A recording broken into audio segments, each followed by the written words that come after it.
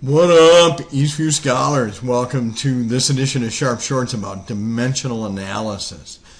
We previewed this in our last video on the metric system, but let's discuss what it's about. It is not about the late 60s, early 70s pop group, although you might want to go home and ask a slightly older person if they still have their 45 of Up and Away or Aquarius. It is a method for analyzing math that just uses the dimensions, the units. Everything we measure in chemistry and science has some sort of unit, whether it's a mass or a volume or something along that line. And when you need to do a conversion or a switch or analyze a problem and do the math with it, it is often very easy to set it up this way. You know before you're done that you do the math that the problem should be correct if you do the math correctly. Easiest way to do it is to just look at a problem. I have one set up here. Mom tells you to go to the store and purchase 3 pounds of grapes. When you get there, you find the scale is marked in kilograms, not pounds. What should you do? Oh no.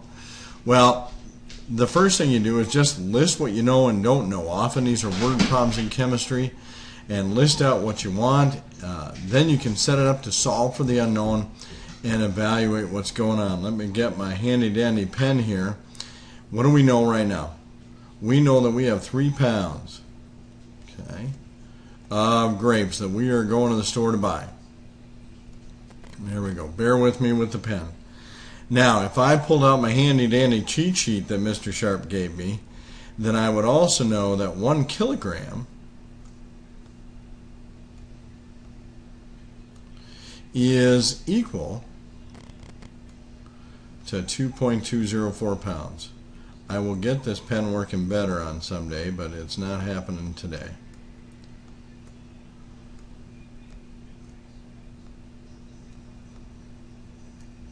Okay.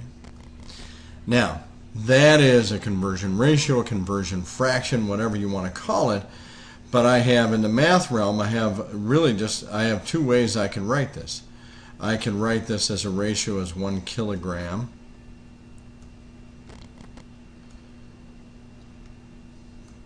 over 2.204. And one of the keys to notice is that I keep writing in the actual units. Or I could flip this over and say 2.204 pounds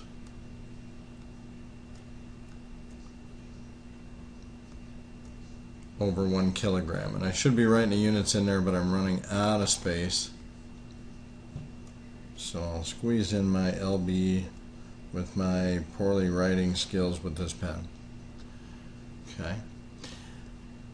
The calculating then is, now that I know I want pounds, I know I want to get it into kilograms, and I know the relationship between pounds and kilograms. Now math-wise then, I just want to take this known number and multiply it by my fraction, my ratio, my conversion, whatever I want to call it. The question is, and this is where the dimensions come in beautifully, is how do I want this thing oriented? Which one of these 2 do I want to use? And if I know that things cancel out numerator and denominator, then before I even write the numbers in, I know that I probably want it oriented so kilograms are on the top, pounds are on the bottom, and as I multiply then this what's currently a whole number times what's going to be a fraction of 1 kilogram over 2.204 pounds, okay, that I cancel out the dimensions that are numerator and denominator, and as I look at the answer, then the only thing left over is kilograms. So before I even do the math, I see that I have it set up properly. And then I just do the math. So it's 3 times 1 divided by 2.204 gets you to about 1.36 kilograms. And always the last step when you're applying math is not just to do the function, but does it make sense? And I look at this and I see that 1 kilogram is 2.204 pounds, or 1 kilogram is about 2 pounds.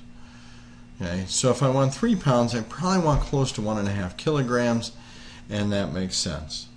Okay. The beauty of dimensional analysis is that it's not just for a straightforward problem like that, which many of you who are math strong will look at and say, I know how to solve that. But what it allows you to do then is take a problem that has multiple steps and string it out into a long problem and solve it all in one math step. Here I have one here. 1 fathom. A fathom is used as a measure of water depths, and that is defined as 1.8288 meters exactly. What is the fathoms? What is the depth in fathoms of Lake Superior, our big Great Lake up north, the big Lake Gitchigumi, which is 1,302 feet of maximum depth? So what do I know? Let's write out what I know. I know that I'm looking at a lake that's 1,302 feet.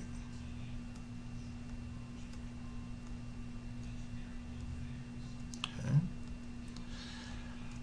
I also have at least one conversion fraction here where it tells me that 1 fathom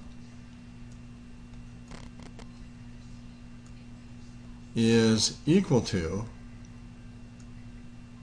1.828 meters. Pardon the writing.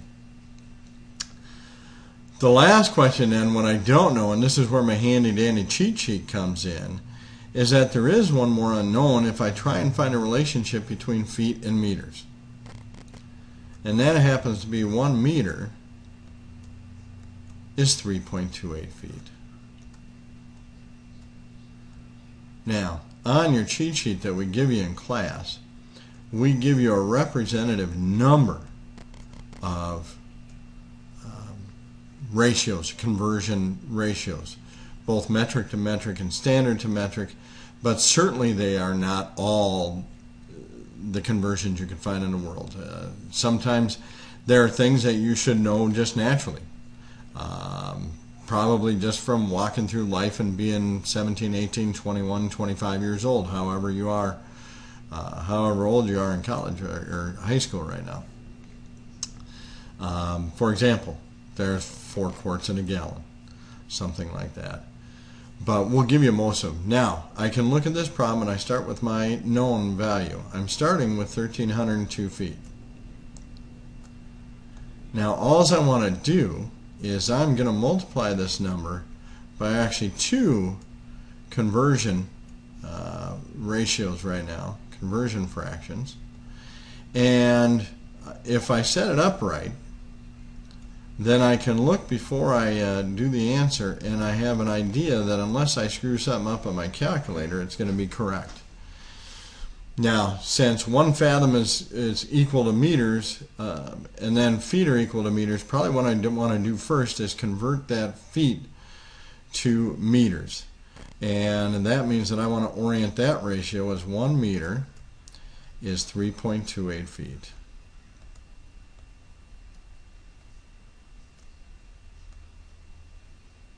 Having writing issues with this pen.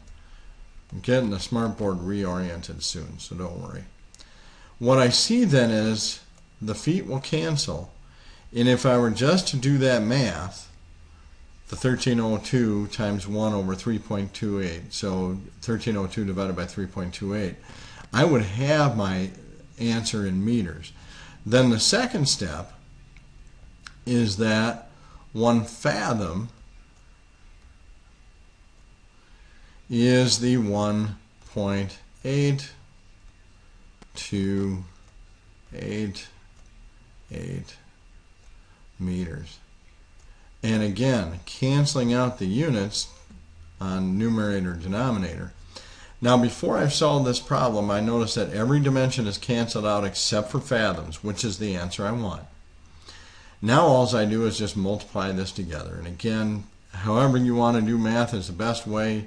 1302 times 1 is 1302, divided by whatever 3.28 times 1.8228 is, and then break that down to a number and don't leave it in a fraction. Also, if you kind of know your math, when you're multiplying a bunch of fractions together, you can take this whole number, multiply by 1, divide by 3.28, multiply by 1, divide by 1.8288. Either way, as long as I do that right, I've now just set it up. Preparation has done the best, and what I see when I get there is that is equal to 217.1 fathoms. Now, last step again is always, does that make sense? And I think about it. And this takes a little more concentration, but if I think about it, 1 fathom is about 2 feet, and 1 meter is about 3 feet. So really what I'm doing is reducing this number by a sixth, and 217 is about a sixth. Okay? So that's a quick tutorial on dimensional analysis. Again, on the Sophia page, there will be a few problems to solve. Just as practice, I suggest you go do them. Other than that, we'll just say peace out, rock on, and learn, learn, learn, Eastview Scholars.